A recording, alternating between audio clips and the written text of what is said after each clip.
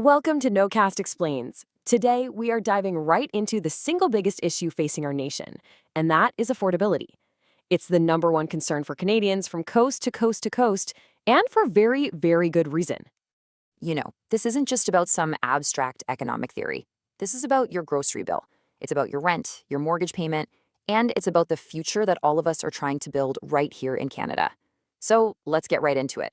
So how do we fix this? Well, Global News recently put that exact critical question to two men who are vying to lead the country, former Bank of Canada Governor Mark Carney and the current leader of the opposition, Pierre Poilievre. And let me tell you, their answers reveal two profoundly different visions for our country. First up, Mark Carney. He came to the table with what you could call an architect's blueprint, a really detailed, multi-part strategy. And he started by framing the source of the problem. Right off the bat, he emphasized that this inflation spike wasn't some uniquely made-in-Canada problem. No, this was a global thing that hit pretty much every Western economy after the pandemic. This context is absolutely crucial for understanding the rest of his plan. And Carney gets it. He directly acknowledges that even though the big picture inflation rate has cooled off, the prices you are paying at the store, well, they haven't come down. He's speaking directly to that sticker shock we all feel. And that's the real pain point for Canadians every single day. So what's his answer? Well, it's not one simple thing. It's this comprehensive four-pillar approach, a real balancing act that's designed to tackle this crisis from, well, pretty much every angle. Let's break it down. First things first, he says we have to protect the programs that give Canadians a little bit of breathing room right now. We're talking about things like $10 a day childcare and the new National Dental Care Program. He argues these are essential lifelines for so many families that are really feeling the squeeze. Okay, but how do you pay for all that, right? Well, his plan starts by finding savings, and the first target on the list is a 20% cut to what the government spends on outside consultants. And that's followed by a proposed 10% reduction in the public service. Now, this would be managed through attrition, so, not replacing people as they retire or leave. And this is where you get into that classic Canadian debate, isn't it? How do you create a lean, efficient government without sacrificing the robust services that we, as Canadians, really count on? It's a tough balance to strike.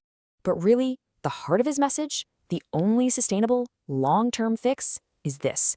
We have to grow our entire national economy. It's that classic idea that a rising tide lifts all boats. A bigger economic pie means there's a bigger slice for everyone. And of course, more tax revenue to support all those public services we were just talking about.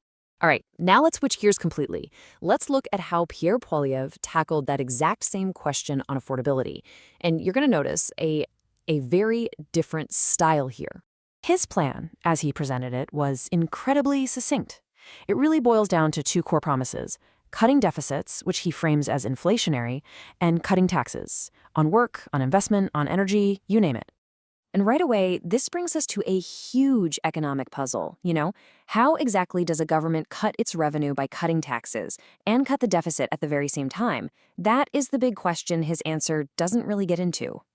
Now, the source material we're digging into calls this a classic political playbook. You use simple, powerful slogans for really complex problems. And then you pivot to topics that get a big emotional reaction. And what happens next in the interview is a textbook example of this in action. So after giving his very brief answer on affordability, Poilievre immediately pivoted the conversation. He changed the subject entirely. He just completely shifted gears. The conversation went from the economy to crime and the catch and release bail system, and then right into immigration, making claims that the government is letting in criminals and false refugees who undermine our security.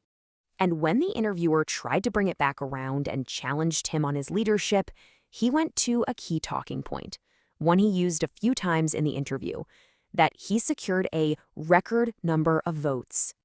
Okay, but let's put that record into its proper Canadian context for a second. Back in the late 80s, Canada had about 27 million people. Today, we're over 40 million. With 14 million more Canadians in the country, pretty much every single election sets a new record for the total number of votes cast. It's less of a political achievement and more just, math in a growing country.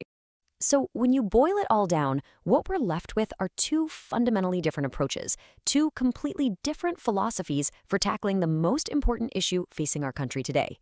On the one hand, you have a complex blueprint, full of moving parts, balancing social spending with targeted cuts, and a long-term focus on growth. And on the other hand, you have a plan that's more like a battle axe. Simple, powerful, and aimed squarely at two targets, taxes and deficits. And look, the choice between these two approaches reflects a much deeper question about what kind of leadership we believe Canada needs to solve the complex challenges ahead. So, for our future, what's the better tool for the job? A complex, detailed blueprint? Or a simple, powerful slogan? That's the question on the table.